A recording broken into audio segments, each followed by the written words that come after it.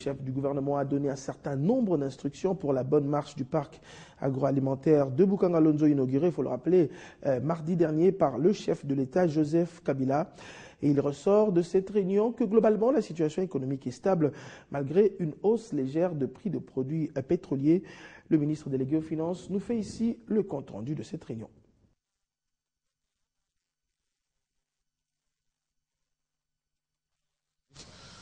Au cours de celle-ci, 2 ou 3 points importants ont émergé et occupé le temps des membres de la Troïka. C'est premièrement le parc de Boukangalonzo, qui a fait l'objet d'un lancement officiel par son Excellence Monsieur le Président de la République depuis le 15 de ce mois. Et par rapport à ce parc, le chef du gouvernement nous donne un certain nombre d'instructions. Premièrement, le parc n'a pas vocation à être opéré par l'État.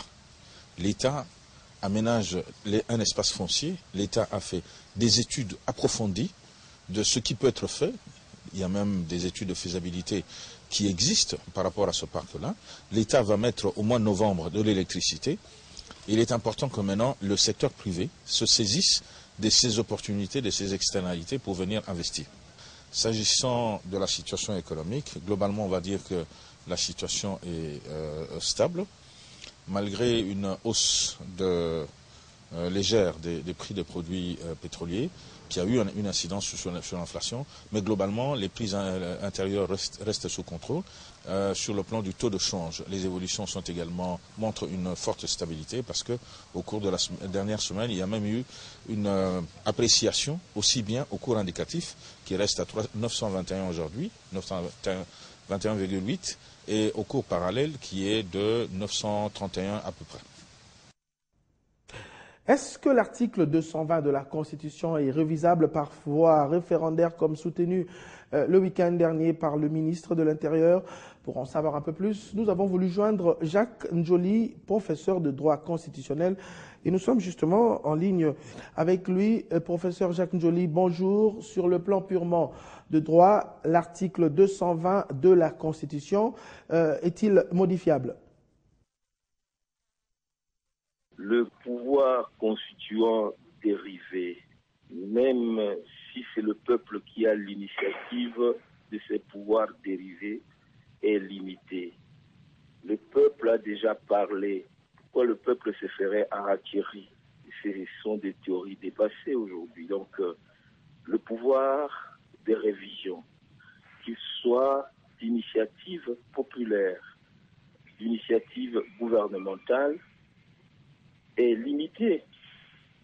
C'est même un acte de mauvaise foi lorsque pendant plusieurs mois, on a proclamé qu'on ne touchera pas l'article 220 et maintenant les masques sont tombés.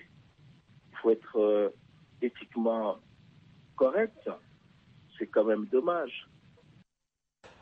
Professeur, là, c'est sur un registre plutôt politique. On aimerait avoir votre lecture sur le plan du droit constitutionnel. Le droit, c'est que dans la Constitution, on cite quels sont les organes qui ont le pouvoir de réviser la Constitution, l'initiative. Le peuple a l'initiative, comme le gouvernement a aussi l'initiative. Lorsque vous lisez les articles 218, 219, mais toutes ces initiatives sont limitées dans le temps, dans l'espace et surtout dans la matière. Et c'est ça le 220. Le peuple peut réviser, mais cette initiative ne doit pas toucher le 220. Le peuple souverain est lui-même lié dans sa souveraineté. C'est ça. Le peuple lui-même s'est lié. Ça, c'est une théorie classique, à moins de faire de l'hérésie constitutionnelle.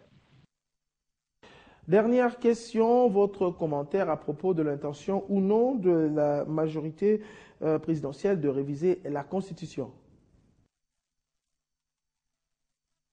Les États africains post-coloniaux, le pouvoir veut rester éternellement. Et voilà, et on veut instrumentaliser le droit, on veut instrumentaliser le droit. Hein? On veut faire des textes à la taille de détenteurs du pouvoir. Ça, c'est connu. On l'a dit depuis le début, les gens ont déclaré qu'ils ne toucheraient pas à 220, qu'ils respecteraient la Constitution. Voilà comment on respectait la Constitution. Professeur Jacques Joly, merci. Je rappelle que vous êtes professeur de droit constitutionnel. Et on va se rendre au sud Kivu où nous apprenons qu'une délégation mixte composée du gouvernement provincial, de la MONUSCO et des représentants des combattants FDLR devait quitter Bukavu pour se rendre en principe à Kisangani dans la province orientale. Cette délégation va pour visiter les sites de relocalisation où seront cantonnés provisoirement les combattants hutu-rwandais jusque-là regroupés à Walungu. Les précisions avec Amani Alimassi, notre correspondant au sud Kivu. Le rebelle rwandais des FDLR cantonné dans le territoire de Walungu pose une condition avant de se rendre à Kisangani en province orientale. Selon une source proche, ils exigent d'abord qu'une délégation puisse se rendre compte de la viabilité du site et d'inspecter au préalable le lieu de leur relocalisation. Cette exigence a été formulée en présence d'une délégation du gouvernement provincial qui a été dépêchée sur place dans le territoire de Walungu pour discuter avec les combattants FDLR, mais aucune solution n'a été trouvée. C'est ainsi qu'une commission mixte vient d'être créée en vue de répondre au préalable posé par les combattants cantonnés à Walungu. Cette commission va se rendre aujourd'hui à Kisangani pour visiter les sites qui devront les acquérir avant leur arrivée sur place. La commission elle est composée de la MONUSCO, du gouvernement congolais et une série de représentants de FDLR. Rappelons que l'avion affrété par le gouvernement congolais pour ces mouvements de relocalisation de FDLR vers Kisangani, où sont attendues 300 personnes, dont 83 combattants de FDLR et 230 de leurs dépendants, est toujours cloué au sol de l'aéroport de Kavumu depuis le samedi. La MONUSCO Sud Kivu, à travers sa section DD3R, qui est en stand-by. À ce stade, le processus de relocalisation est donc à genoux en attendant le retour de la délégation à Kisangani. Depuis la ville de Bukavu, Alima Siamani, Télé 50. De retour à Kinshasa, sachez que l'Union nationale de la presse du Congo a un nouveau président. Joseph Kasonga a été élu lundi matin avec 64 voix. Il remplace à ce poste Christian Momat, candidat à sa propre succession et qui a désisté au moment du vote. Joseph Kasonga est suivi de Taba Senge Bakia et de Solange Lusikini. Le nouveau président promet de redresser la barque de l'UNPC menacée de naufrage. Cette élection a eu lieu à l'issue du 8e congrès de l'UNPC. 300 professionnels des médias ont pris part à ces travaux. Également dans l'actualité, 20 Congolais présentés comme rebelles à Pretoria comparaissent devant la justice sud-africaine ce lundi 21 juillet. Ils ont été arrêtés l'an dernier pour avoir préparé un coup d'État contre le chef de l'État, Joseph Kabila, ainsi que ses proches. Ils sont tous membres de l'Union des nationalistes pour le renouveau. Ils risquent, il faut le dire, une lourde peine de prison. Ce jugement intervient donc 17 mois après leur arrestation. C'est ce lundi 21 juillet 2014 qu'est s'ouvre à Pretoria en Afrique du Sud le procès de 20 Congolais arrêtés il y a 17 mois pour tentative d'assassinat contre le président Joseph Kabila et 5 autres personnes dont le chef de l'armée de l'air, le ministre de l'Intérieur et le gouverneur de la Banque centrale. L'affaire a débuté au soir du 5 février 2013 lorsque le parquet sud-africain a indiqué que deux forces spéciales avaient arrêté 19 rebelles présumés originaires de la RDC avant qu'elles n'interpellent 2 autres. Ces coups de filet réalisés par la police sud-africaine résultent d'une enquête ouverte en septembre 2012 après que celle-ci ait reçu des informations crédibles sur un coup d'État en préparation. En infiltrant une taupe, elle a pu, durant 6 mois, prendre part à des rencontres secrètes et filmer les échanges d'emails et enregistrer des appels téléphoniques. Et selon l'accusation qui s'était opposée à leur remise en liberté sous caution en 2013, le détenu présente une menace pour l'Afrique du Sud et la RDC, après qu'une liste de personnes à abattre a été trouvée dans l'ordinateur de l'un d'eux. Âgés de 25 à 49 ans, ces accusés, membres présumés de l'Union des nationalistes pour le renouveau UNR en sigle, risquent plusieurs années de réclusion pour complot en vue d'assassinat. Quant aux défenseurs de droits de l'homme, ces procès prévus pour une durée de 6 semaines pourraient ne pas être équitables au regard des charges retenues contre les accusés. En international, je l'annonçais en titre, plus de 502 morts côté palestinien depuis le début de l'offensive israélienne lancée le 8 juillet dernier. Les bombardements ont repris ce matin. Au moins 140 Palestiniens ont été tués depuis dimanche. Réunis à huis clos à New York, le Conseil de sécurité de l'ONU appelle à la cessation immédiate des hostilités. Les bombardements se poursuivent ce lundi.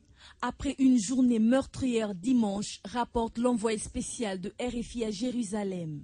Les premiers bilans font état déjà de plus d'une trentaine de morts depuis ce matin. Au moins 9 personnes, dont 7 enfants, auraient été tués par un raid aérien israélien à Rafah, dans les suds de la bande de Gaza, selon les services des secours palestiniens.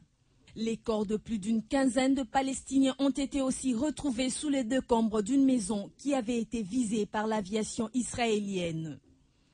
Les conseils de sécurité de l'ONU, réunis lors d'une session extraordinaire dans la nuit des dimanches à lundi à New York, a appelé les deux parties à cesser immédiatement les hostilités au Proche-Orient.